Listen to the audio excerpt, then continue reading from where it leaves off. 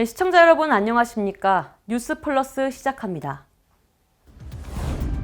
문재인 대통령이 초대 공수처장에 김진욱 헌법재판소 선임연구관을 최종 지명했습니다. 29일부터 임기가 시작된 변창흠 국토교통부 장관에 대해서도 여야 입장이 극명하게 갈리고 있습니다.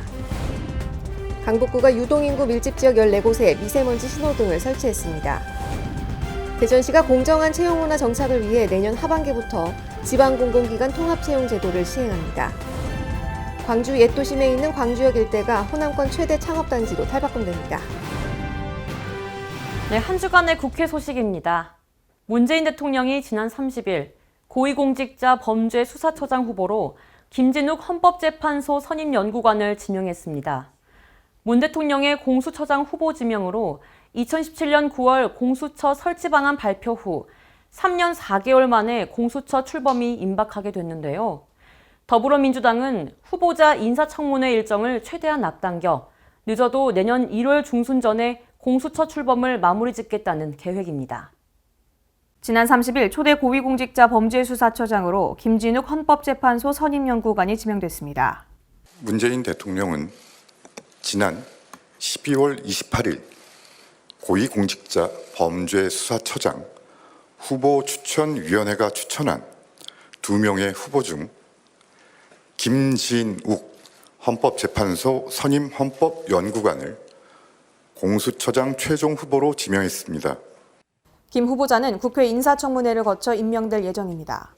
이로써 문 대통령의 대표적인 검찰개혁 공약이었던 공수처는 지난 7월 15일 공수처법 시행 이후 6개월 만인 이번 달에 공식 출범을 도모할 예정입니다. 국회에서 오랜 논의 끝에 공수처장 후보자를 추천했고 초대 공수처장으로 오늘 최종 후보자를 지명한 만큼 법률이 정한 바대로 국회 인사청문회가 원만하게 개최되어 공수처가 조속히 출범될 수 있도록 국회에 협조를 요청드린다고 말했습니다. 김 후보자는 대구 출신으로 서울 보성고와 서울대 인문대, 서울대 대학원 법학과, 미국 하버드대 로스쿨을 수료했습니다. 사법연수원 21기로 서울지법 북부지원 판사로 임관해 1995년 3월부터 1998년 2월까지 서울지방법원 본원과 북부지원에서 판사로 근무했습니다.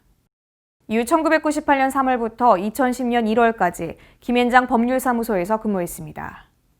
1990년에는 공안검사가 일으킨 조폐공사 파업 유도 사건 특검의 수사관으로 파견됐으며 2010년부터 헌법연구관으로 헌법재판소에 발을 디뎠고 이후 헌법재판소장 비서실장, 헌재 선임 헌법연구관, 국제심의관을 역임했습니다.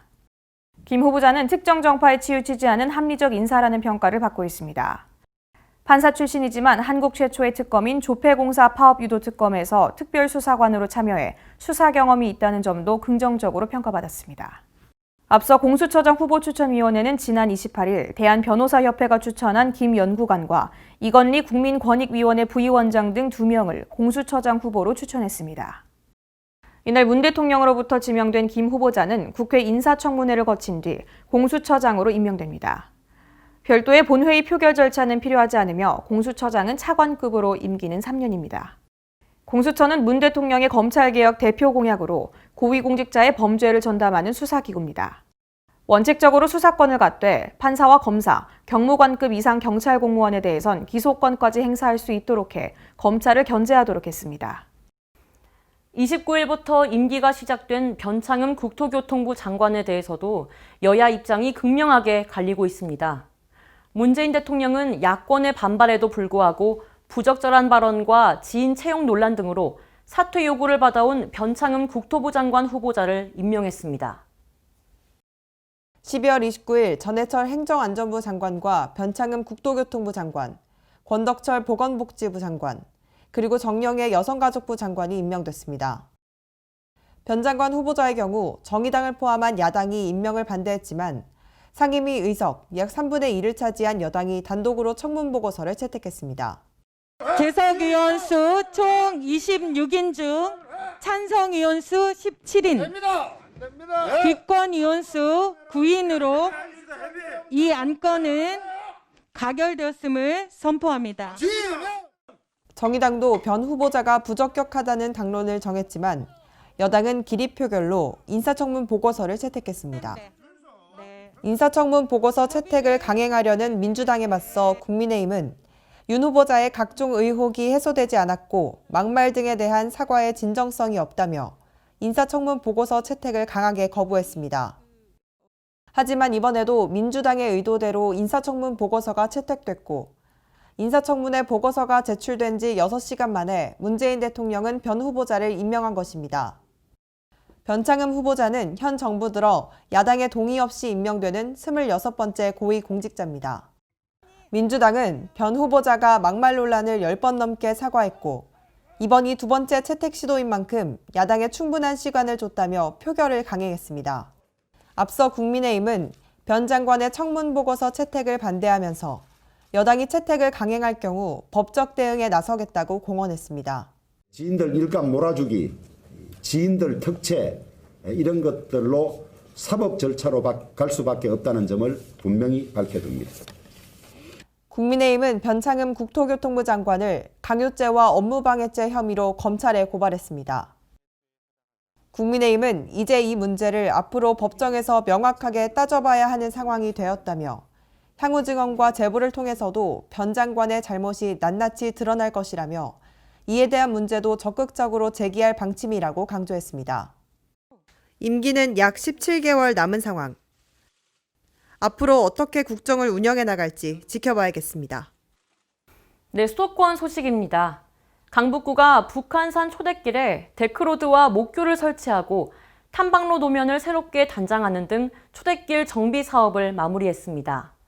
초대길은 우리나라 최초라는 상징성을 지닌 순국 선열들이 안장된 곳으로 강북구는 체계적인 묘역 관리를 통해 도시의 위상을 높여나갈 계획입니다. 강북구가 추진하던 북한산 초대길 정비 사업이 마무리돼 이곳을 방문하는 탐방객이 보다 편리하게 이용할 수 있을 것으로 기대됩니다.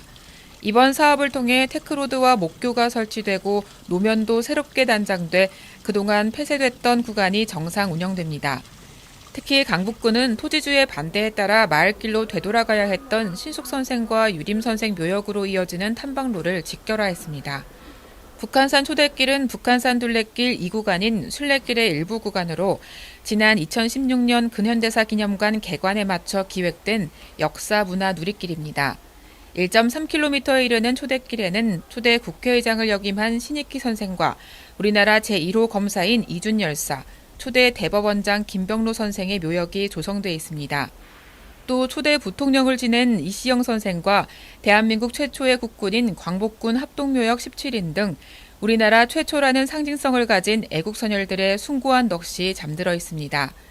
강북구는 초대길을 걷다 보면 3.1 만세운동부터 4.19 혁명에 이르기까지 격동기 근현대사의 숨결을 확인할 수 있다며 이곳을 체계적으로 관리하고 운영해 역사, 문화, 관광의 도시 강북구의 위상을 높이겠다고 전했습니다. 강북구의 주요 도로와 공원, 공공기관 등 유동인구 밀집 지역 14곳에 미세먼지 신호등을 설치했습니다. 오염도에 따라 미세먼지 농도가 색깔을 달리해 실시간으로 표출되고 온도와 습도, 오존, 감기지수와 같은 정보도 함께 표시됩니다. 미세먼지를 줄이기 위해 다양한 정책을 추진하고 있는 강북구가 최근 대기오염 물질을 한눈에 볼 수 있는 미세먼지 신호등을 설치했습니다. 미세먼지 신호등은 색상과 이미지를 활용해 주변의 미세먼지 농도를 실시간으로 표출하게 됩니다. 오염된 정도에 따라 좋음은 파랑, 보통은 초록으로 표시되고 나쁨과 매우 나쁨은 각각 노랑과 빨강 등으로 구별됩니다. 신호등에는 미세먼지 농도 외에도 온도와 습도, 오존, 감기 지수에 이르기까지 다양한 정보가 함께 표현될 예정입니다. 강북구는 지난 10일부터 18일까지 솔샘역 출구와 주요 도로, 우이천, 공원, 공공기관 등 유동인구가 많은 지역 14곳에 미세먼지 신호등을 부착했습니다. 강북구는 미세먼지와 관련된 맞춤형 프로그램을 꾸준하게 개발하고 운영하겠다고 전했습니다. 마포구는 지진이 일어났을 때를 대비해 주민들이 사전에 대처 행동 요령을 숙지하고 지진으로부터 안전하게 대피할 수 있도록 마포구 지진 5개 대피 장소 지도를 제작해 배포하고 있습니다. 마포구가 지진이 발생했을 때 주민들이 안전하게 대피할 수 있도록 마포구 지진 5개 대피 장소 지도를 제작해 배포하고 있습니다. 지진 5개 대피 장소는 시설물 붕괴 및 낙하물 등의 위험으로부터 신체를 보호할 수 있는 안전한 야외 장소로 주로 학교 운동장, 공원, 주차장 등이 활용됩니다. 마포구에는 총 65개소의 지진 5개 대피 장소가 지정돼 있습니다.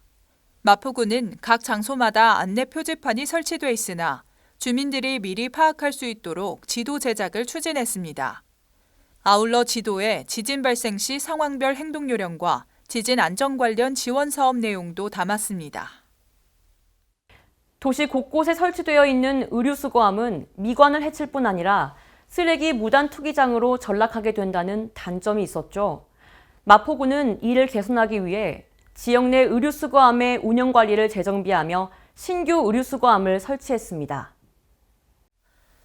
마포구가 그동안 일정 규격 없이 설치돼 있던 지역 내 의류수거함의 운영 관리를 재정비해 총 392개의 신규 의류수거함을 설치했습니다. 마포구는 지난 5월부터 기존에 설치된 수거함을 잦은 철거하도록 하는 한편 마포구 휘장색을 활용한 산뜻한 디자인의 의류수거함을 제작 설치함으로써 밝고 활기찬 도심 분위기를 조성하도록 했습니다. 새로 설치된 의류수거함은 주민 접근성을 높인 장소를 선정해 바닥에 고정하는 방식으로 설치했고 스티커가 붙지 않는 특수 페인팅을 적용해 광고물 부착을 원천 차단했습니다. 또 위험 요인이 될 수 있는 의류수거함 외부에 대형 자물쇠를 없애고 키박스를 내부로 삽입해 안전성을 더했습니다.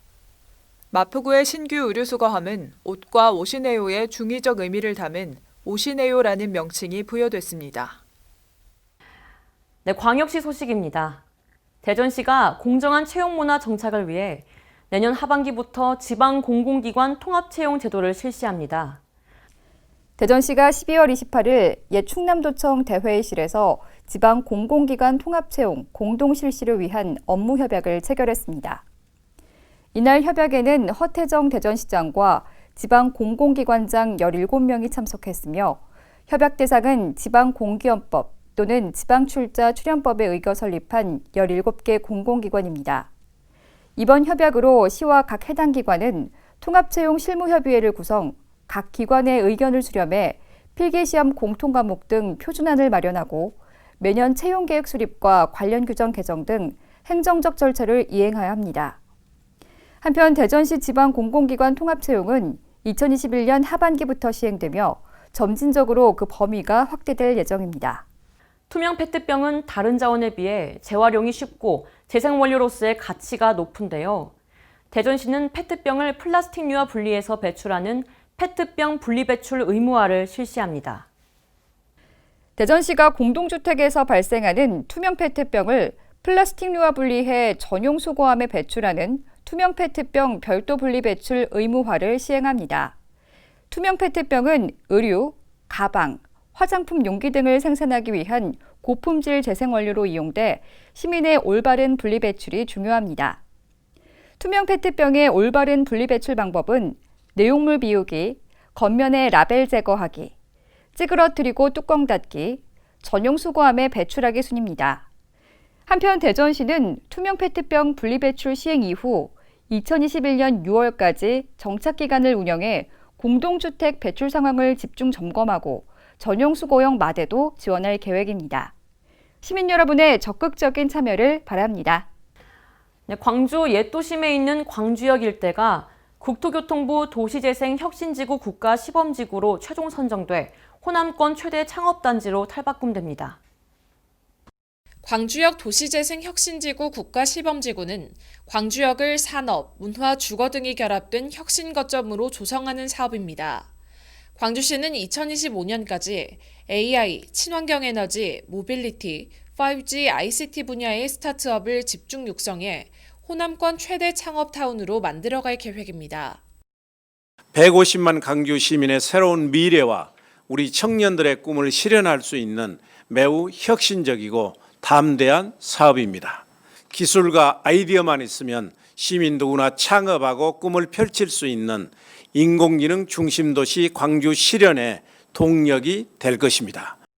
광주시는 도시재생혁신지구 사업이 시너지 효과를 거둘 수 있도록 광주역 경제기반형 도시재생 뉴딜 사업을 동시 추진합니다. 또한 교통, 상업, 주거가 복합된 광주역 복합개발 사업과도 연계해 광주역 일대를 새로운 도시 성장의 중심축으로 육성할 방침입니다. 특히 이 같은 3대 메가 사업이 함께 추진됨에 따라 2조 원의 생산 유발 효과와 1만 6천여 명의 일자리가 만들어질 것으로 기대되고 있습니다. 네, 이어서 강원도 소식입니다. 코로나19로 어려움을 겪고 있는 시민들을 위해 강릉시와 강릉시의회가 모든 시민을 대상으로 하는 2차 긴급재난지원금 지급을 추진하고 있습니다.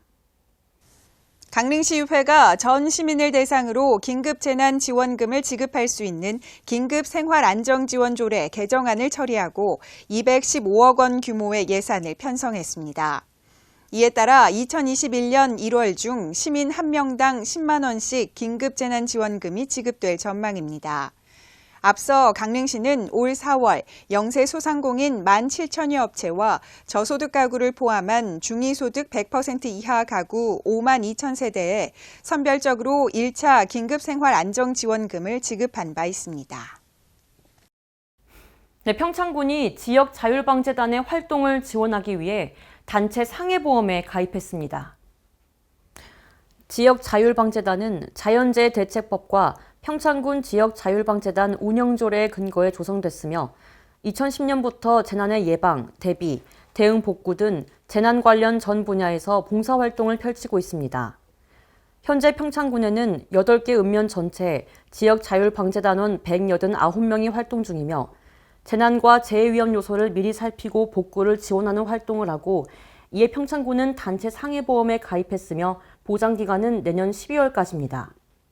관계자는 이번 단체 상해보험 가입을 계기로 지역자율방재단이 안전한 환경 아래에서 원활한 활동을 펼치길 바란다고 말했습니다. 네, 횡성군 청소년 참여위원회가 횡성군에 청소년 정책 제안서를 전달했습니다. 정책 제안서에는 등하교 시간대 대중교통 증설, 간접 흡연 위험성 교육 등의 내용이 담겨 있습니다.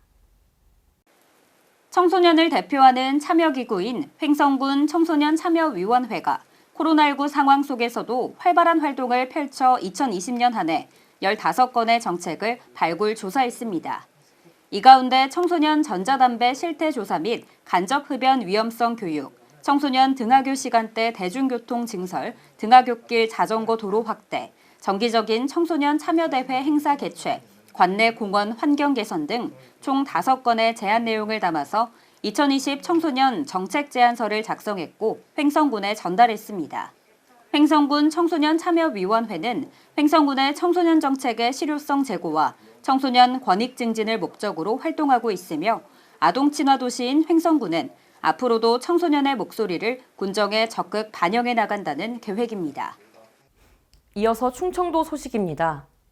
충북도가 올해 투자 유치 목표인 10조 원을 초과 달성했습니다. 코로나19 여파로 올해 10조 달성이 어려울 것이라고 예상했지만 활발한 유치 활동으로 이뤄낸 결과라고 평가되고 있습니다. 도는 주식회사 서광-D&R과 물류센터 건립을 추진하는 투자협약을 체결하면서 2020년 투자 유치 누적 금액이 10조 700억 원으로 늘었습니다. 코로나19 여파로 투자 유치 10조 달성은 힘들 것이라고 예상했지만 어려운 여건 속에서도 온라인 유치 활동과 활발한 외자 유치에 나선 것이 이 같은 성과로 이어졌다고 평가했습니다.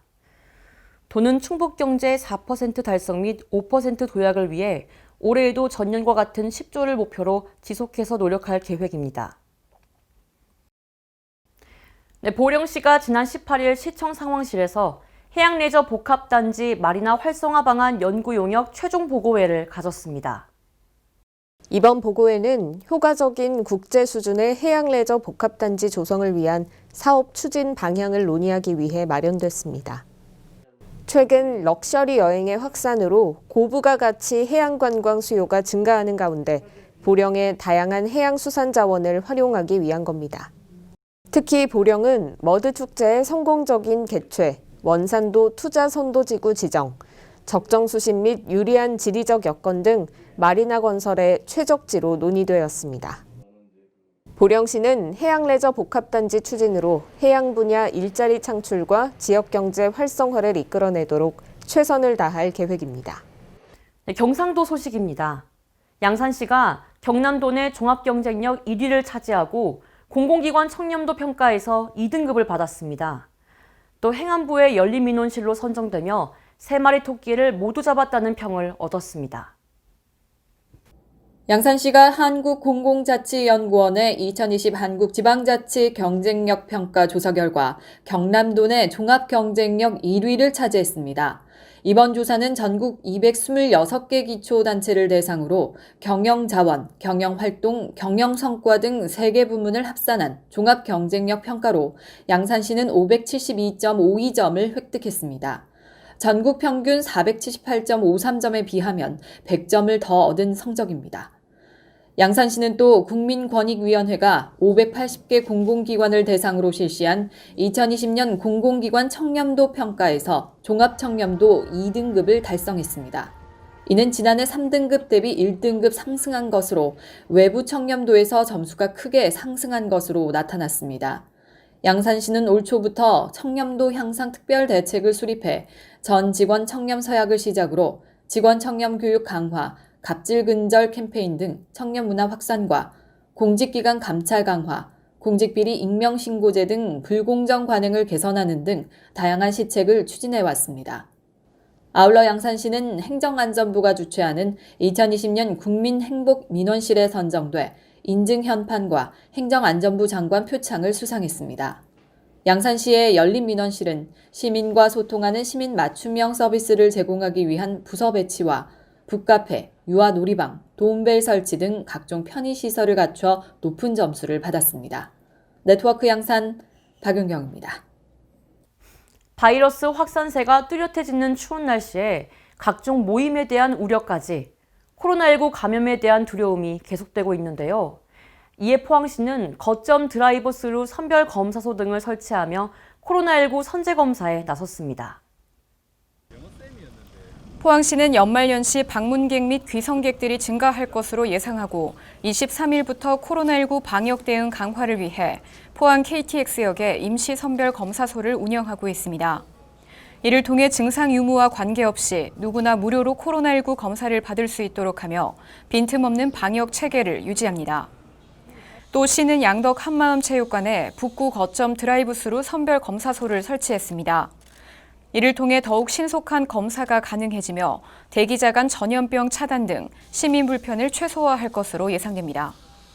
아울러 포항시는 숨어있는 무증상자를 찾아내는 등 N차 전파 차단과 권역별 신속한 검사를 위해 20팀의 신속 기동 검체팀을 운영하고 있으며 부족한 의료 인력 확보를 위해 지난 11월 발대한 긴급 의료 지원단을 투입하고 있습니다.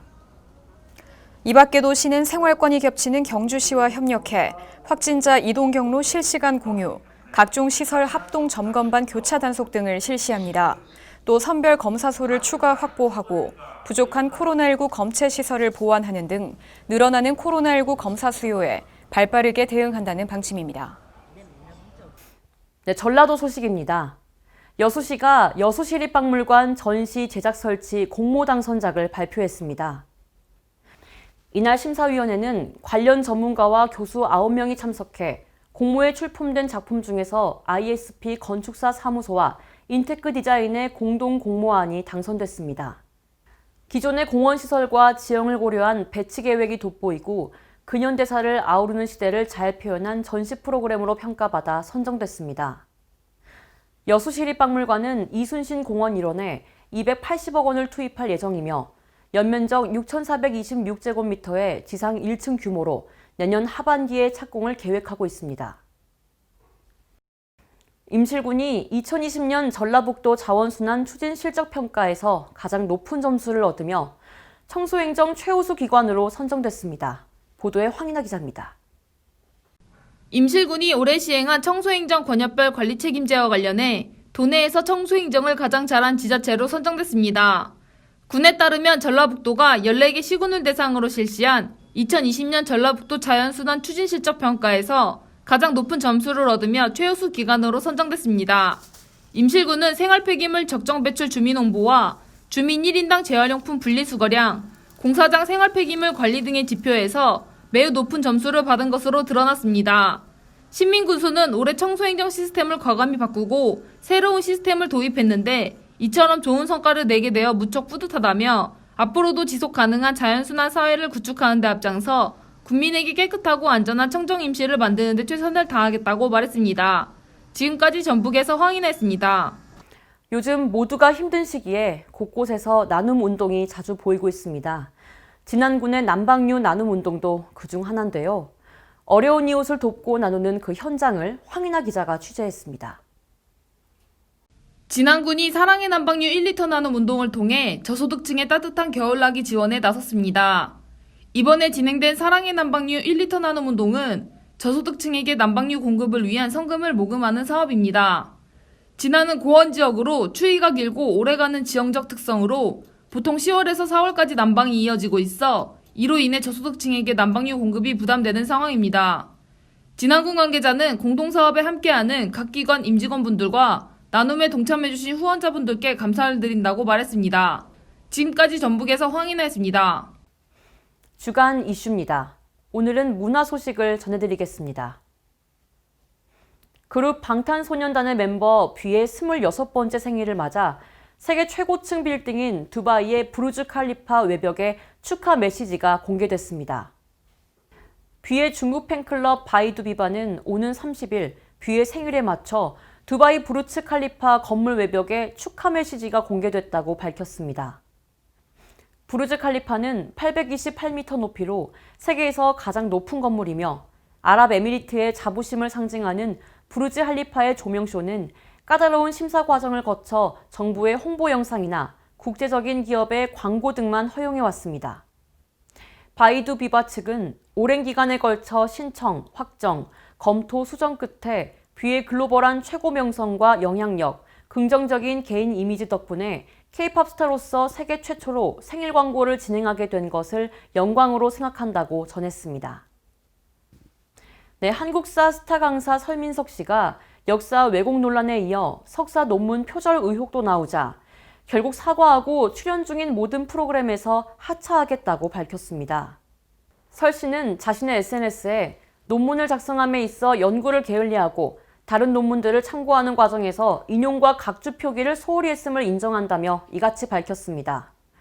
그러면서 변명의 여지가 없는 저의 과오이며 교육자로서 역사를 공부하는 사람으로서 안일한 태도로 임한 점을 깊이 사과드린다고 말했습니다. 이어 제 강의와 방송을 믿고 들어주신 모든 분들과 학계에서 열심히 연구 중인 학자, 교육자분들께 누를 끼쳐 죄송하다고 덧붙였습니다. 앞서 연예 전문 매체 디스패치는 설 씨의 연세대교육대학원 석사 논문인 한국 근현대사 교과서 서술에 나타난 이념 논쟁 연구의 내용이 2008년 서강대 교육대학원생이 쓴 논문과 50% 이상 같다고 보도했습니다. 인도 부다가야에 한국 사찰인 분황사가 처음으로 건립됩니다. 석가모니 부처가 깨달음을 이룬 곳인 인도 부다가야에 한국 사찰 분황사가 건립됩니다. 대한불교 조계종은 인도 부다가야에 오는 2022년 완공을 목표로 한국 전통 양식의 대웅전 등을 갖춘 한국 사찰인 분황사를 건립하는 기공식을 서울과 현지를 온라인으로 연결해 개최했다고 밝혔습니다. 인도 부다가야는 부처가 깨달음을 이룬 곳으로 여러 불교 국가들이 자국의 사찰을 세워 성지 참배를 위한 수행시설을 갖고 있지만 한국 사찰 건립은 이번이 처음입니다.